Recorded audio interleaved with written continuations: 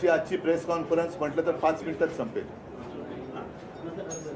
पण जो मुद्दा मी आपल्या माध्यमातून जनतेसमोर नेऊ इच्छितोय तो जनतेच्या भवितव्याच्या, देशाच्या लोकशाहीच्या भवितव्याचा आहे आणि तो अत्यंत महत्त्वाचा आहे. म्हणूनच मी आपल्याला आज इकडे येण्यासाठी थोडीशी एक तसदी दिलेली आहे. आपण सगळेजण जाणता, आज आहे 9 तारीख, 9 जानेवारी. उद्या आहे 10 जानेवारी. सुप्रीम कोर्टात जी काय आमची केस सुरू आहे, मी दसऱ्याच्या माझ्या भाषणात सुद्धा म्हटलं होतं,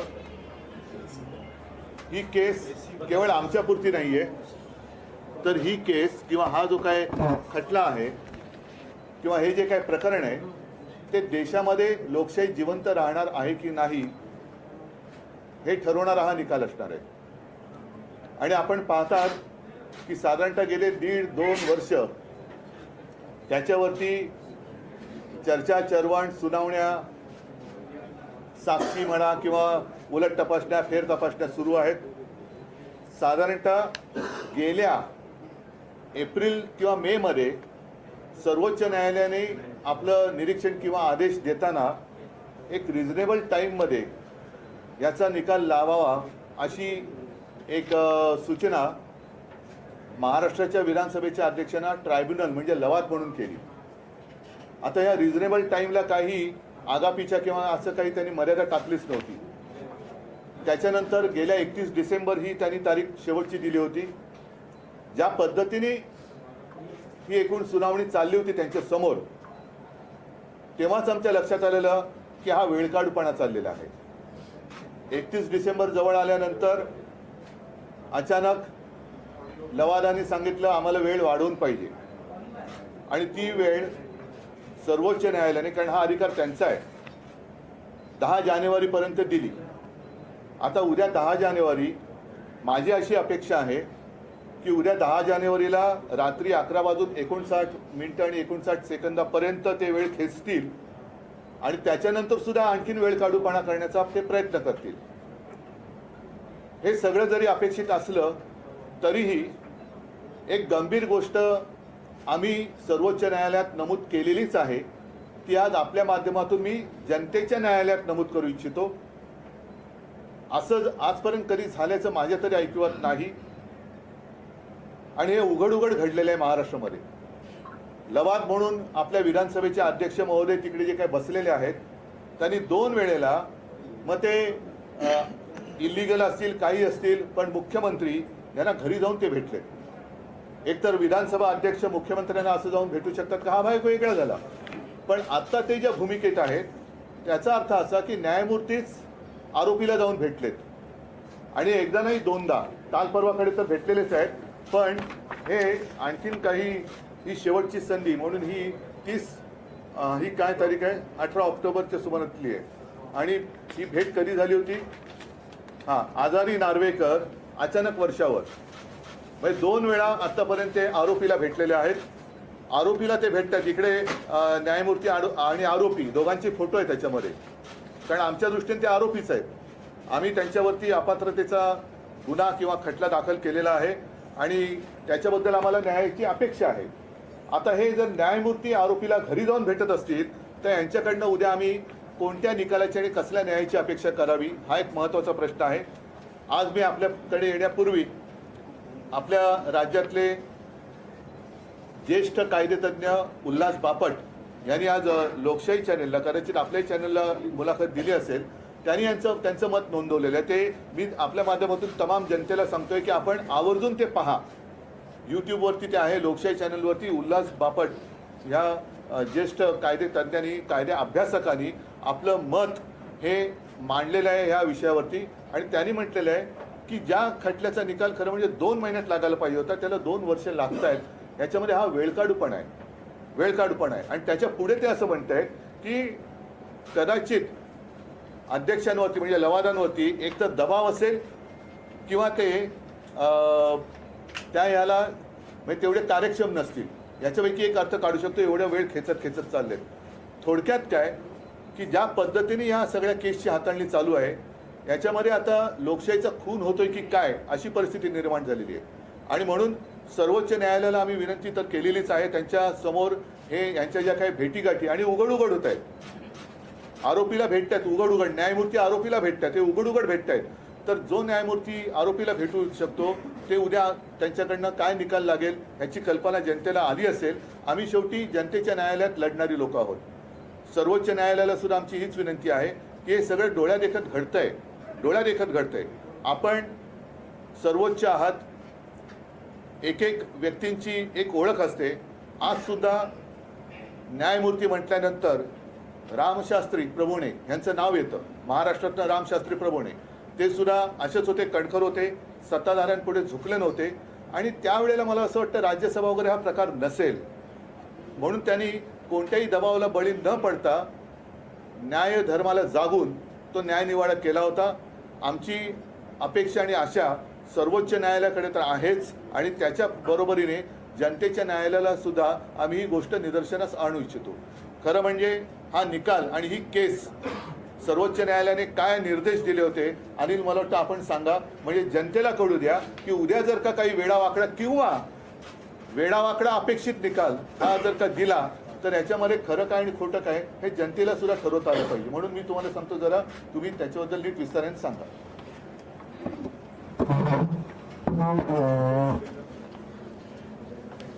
आपल्याला माहीतच असेल, मे 2023 मध्ये जे डिस्क्वालिफिकेशन पिटिशन आम्ही फाईल केलं होतं आणि सुभाष देसाई साहेबांनी जो अर्ज केला होता यावर सुप्रीम कोर्टाने जो निकाल दिला होता, या निकालात काही प्रमुख मुद्दे दिले होते आणि सुप्रीम कोर्टाने हे प्रकरण अध्यक्षांकडे सुपूर्द करताना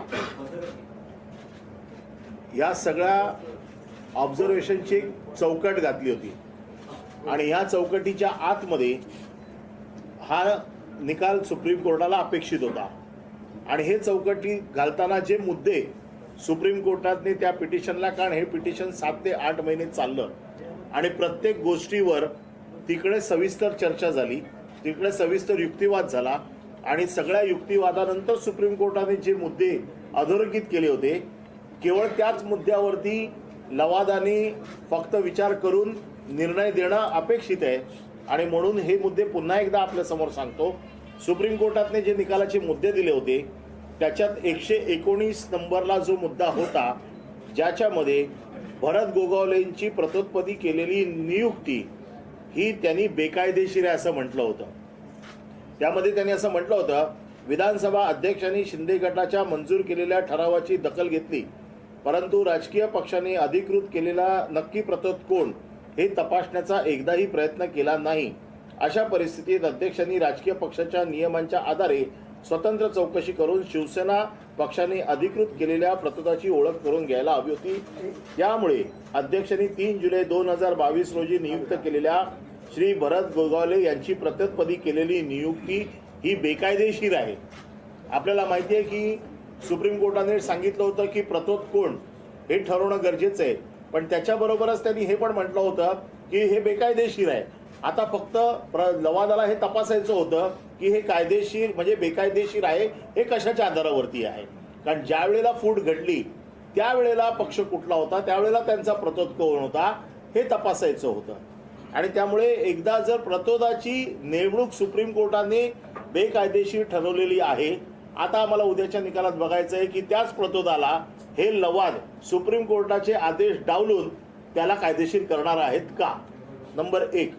दुसरा नंबर आहे 222, ज्याच्यामध्ये अजय चौधरी यांची गटनेता म्हणून जी शिवसेना पक्षाने नेमणूक केली होती ती त्यांनी वैध ठरवलेली आहे. म्हणजे पक्षाचा गटनेता हा देखील त्यांनी वैध ठरवलेला आहे. म्हणजे गटनेता आणि व्हीप या दोघांनाही सुप्रीम कोर्टाने मान्यता दिली आहे. त्याचबरोबर त्यांनी असं पण म्हटलेलं आहे की उपाध्यक्षांच्या समोर 2 गट पडल्याचे कोणतेही पुरावे नसल्यामुळे ठरावावर कुठली शंका घेतली नाही. ठरावावर ही ठाकरे यांची पक्षाध्यक्ष म्हणून सही केलेली आहे व प्रतोद व गटनेते निवडायचे सर्व अधिकार 2019 साली श्री ठाकरे यांच्याकडे देण्याचा ठराव करण्यात आला होता. याचा अर्थ असा आहे की ठाकरे यांनी शिवसेना पत्रव्यवहार केला होता. त्यामुळे उपाध्यक्षांनी श्री चौधरी यांची एकनाथ शिंदे यांच्या जाली केलेली निवड ही वैध ठरते. हे सुप्रीम कोर्टाचं ऑब्जेक्शन आहे, ऑब्झर्वेशन आहे, हे आमचं नाही आहे. आणि जेव्हा सुप्रीम कोर्ट एखादं म्हणतं, एखादी गोष्ट अधोरेखित करून पाठवतं, त्यावेळेला लवादाला सुप्रीम कोर्टाच्या आदेशावरती किंवा ऑब्झर्वेशनवरती त्याच्या वेगळा निर्णय देता येतो की नाही हे उद्याच्या निर्णयात आम्हाला बघायचंय की काय होणार आहे.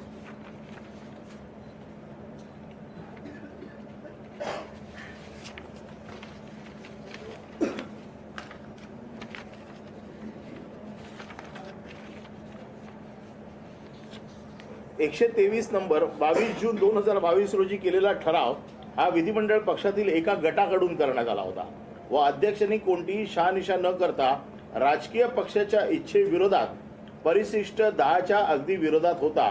त्यामुळे अध्यक्षांनी शिंदे यांची केलेली निवड ही अवैध ठरते. हे सुप्रीम कोर्टाचं ऑब्झर्वेशन आहे. हे सुप्रीम कोर्टाने म्हटलेलं आहे आणि सुप्रीम कोर्टाने हे म्हणताना पूर्ण युक्तिवाद ऐकलाय दोन्ही पक्षांचा, आमचा देखील विरोधी पक्षाचा देखील. आणि शेड्यूल 10 मध्ये हे बसत नाही हे सुप्रीम कोर्टाने अतिशय स्पष्टपणे सांगितलेलं आहे. त्याचबरोबर पक्ष निवडणूक आयोगाने पक्ष कुठला ठरवायचा याच्या बाबतीत देखील स्पष्ट सूचना दिल्या होत्या. त्यामध्ये त्यांनी असं म्हटलं होतं की आयोगाने संघटनेतील बहुमत, घटना व इतर चाचण्यांचा देखील आधार घ्यायला हवा आहे. म्हणजे याचा अर्थ सुप्रीम कोर्टाने निवडणूक आयोगाला देखील सांगितलेलं आहे की पक्ष कोणाचा हे ठरवणं त्यांना या ज्या काही त्याचे जे काही मेजर्स आहेत ते सगळे तपासून घेतले पाहिजेत. हे न करता ह्या सगळ्या गोष्टी घडलेल्या आहेत. उद्याच्या निकालामध्ये आम्हाला अपेक्षित आहे किंवा सुप्रीम कोर्टाच्या बाबतीतला जो निर्णय जनतेसमोर आलेला आहे, सगळ्या जनतेला अपेक्षित आहे की त्याप्रमाणे सुप्रीम कोर्टाने दिलेल्या गाईडलाईनच्या प्रमाणे हा निर्णय व्हावा. आणि म्हणून शेड्यूल 10 ज्याच्या आधारावरती 21A 21B याच्या खाली ज्या पिटिशन्स होत्या, या दोन्ही पिटिशन्स मध्ये 10व्या अनुसूचीचं उल्लंघन झालेलं आहे. आणि म्हणून आमची अशी अपेक्षा आहे, किंबहुना महाराष्ट्रातील जनतेची अशी अपेक्षा आहे की सुप्रीम कोर्टाने दिलेल्या गाईडलाईन प्रमाणे हा निर्णय व्हावा. परंतु काल साहेबांनी जसं सांगितलं, दोनदा मुख्यमंत्र्यांच्या भेटीला अध्यक्ष जातात. अध्यक्ष कधी मुख्यमंत्र्यांच्या भेटीला जात नाही. अध्यक्षांना जर बोलवायचं असेल तर ते मुख्यमंत्र्याला बोलवतात. त्यांचं स्वतःचं जरी कुठलंही काम असेल, कदाचित असं सांगितलं जातंय की माझ्या मतदारसंघातली कामं बंद आडा होत नाहीत, त्याच्यासाठी अधिकाऱ्यांना बोलवावं लागतं. मुख्यमंत्र्यांच्या कार्यक्रम सूचीमध्ये एक कार्यक्रम लिहिला जातो की आज यांच्या मतदारसंघातील बैठकींचा आढावा आहे. अशी कुठलीही नोट किंवा अशी कुठलीही सूची किंवा अशी कुठलीही त्याचा कार्यक्रमाचा तपशील काल जाहीर झाला नाही. या दोन्ही बैठका गुप्त झालेल्या आहेत. त्याच्यामुळे आता जसं साहेबांनी सांगितलं की आरोपीच, कारण हे आरोपी आहेत, 16 नंबर मध्ये यांचा नंबर 1 आहे. 16 जणांच्या विरोधात जे आम्ही पिटिशन केलं त्याच्यात यांचा नंबर 1 आहे. त्याच्यामुळे त्याच्यातलेच आरोपी ज्या वेळेला भेटायला जातात तर त्यावेळेला या सगळ्या गोष्टींवरती प्रश्नचिन्ह उभं राहते. साहेबांनी जसं सांगितलं की महाराष्ट्राच्या जनतेला हे तर मी पूर्णपणे सविस्तर सगळे मुद्दे सांगितले नाहीत, परंतु जे मुद्दे उद्याच्या निकालात अपेक्षित आहेत, जे सुप्रीम कोर्टाच्या गाईडलाईन प्रमाणे तेवढ्या मुद्द्यांचा फक्त आम्ही उहापोह केलेला आहे. आणि आमची अशी अपेक्षा आहे की सुप्रीम कोर्टाच्या गाईडलाईन प्रमाणे उद्याचा निर्णय होईल. या दोघांच्या भेटी संदर्भात आक्षेप घेत आपण सुप्रीम कोर्टात देखील एक ऍफिडेव्हिट दाखल केलं. आम्ही काल सुप्रीम कोर्टात एक ऍफिडेव्हिट दाखल केलेला आहे, कारण सुप्रीम कोर्टाच्या निदर्शनास आणणं हे गरजेचं होतं. आणि म्हणून काल आम्ही ऍफिडेव्हिट फाईल केलंय की अशा प्रकारे न्यायाधीश ज्या वेळेला, कारण ते न्यायाधीशाच्या भूमिकेत आहेत, न्यायाधीश आरोपीला भेटायला जाणं, न्यायाधीश आणि आरोपीची मिलीभगत आहे का अशा प्रकारे मिलीभगत असेल तर हा कोणाचा वैयक्तिक खटला नाहीये.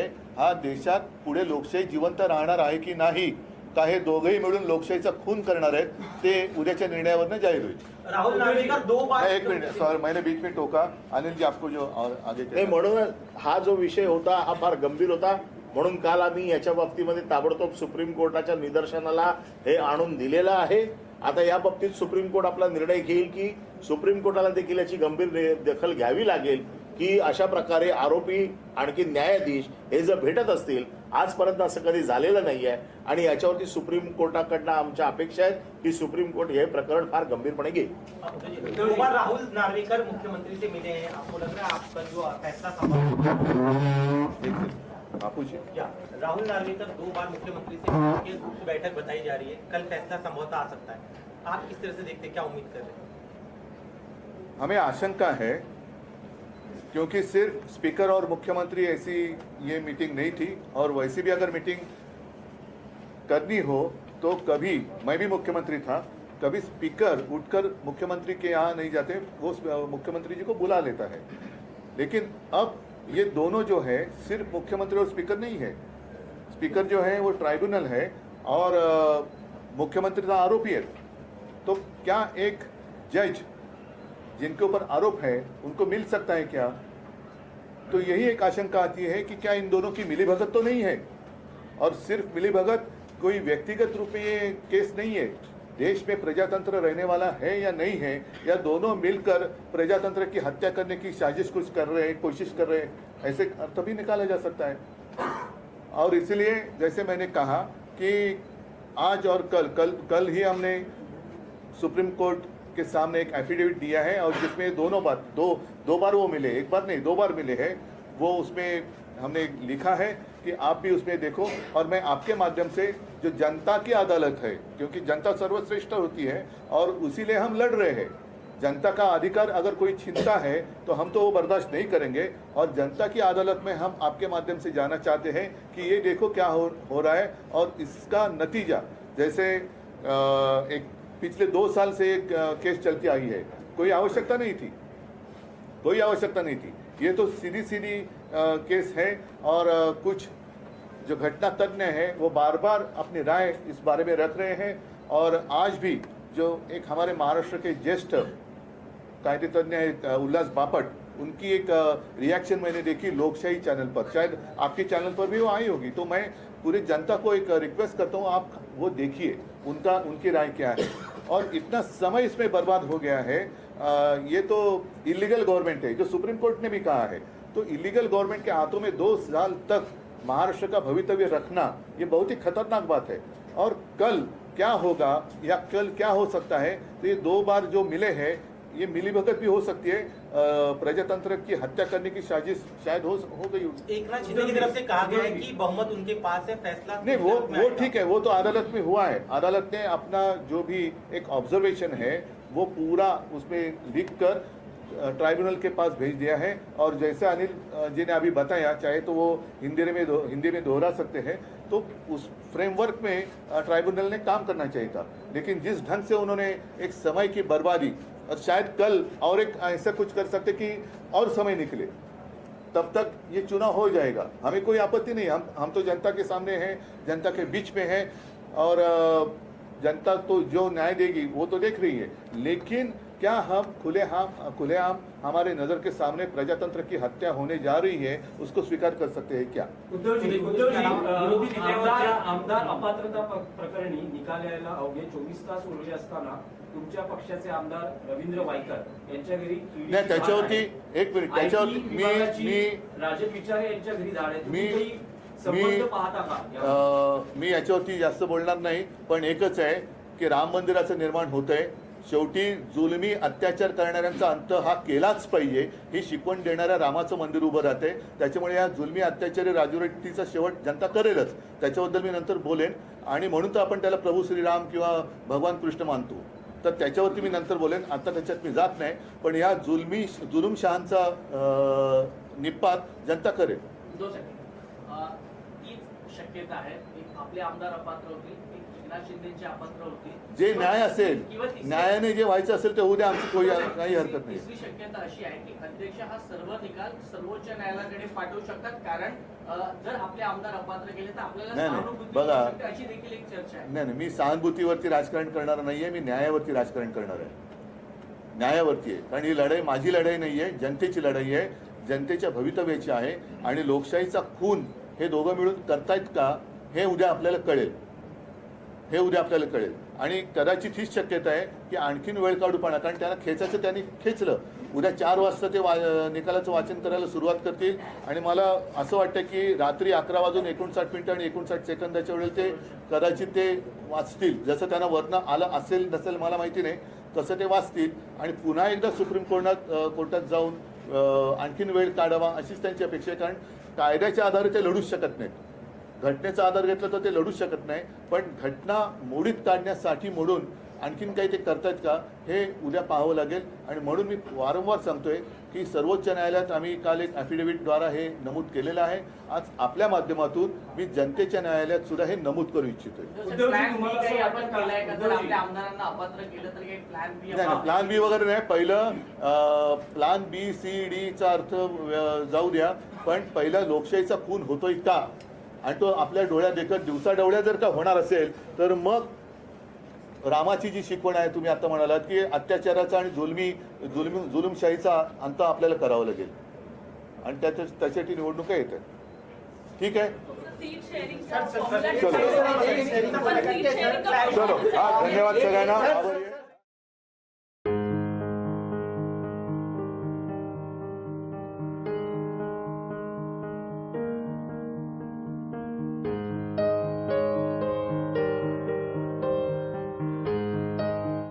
माहितीपूर्ण खात्रीशीर बातम्यांसाठी सबस्क्राईब करा अविरत वाटचाल न्यूज. नोटिफिकेशनसाठी बेल आयकॉनवर क्लिक करा. लाईक करा, कमेंट करा, शेअर करा. अविरत वाटचाल.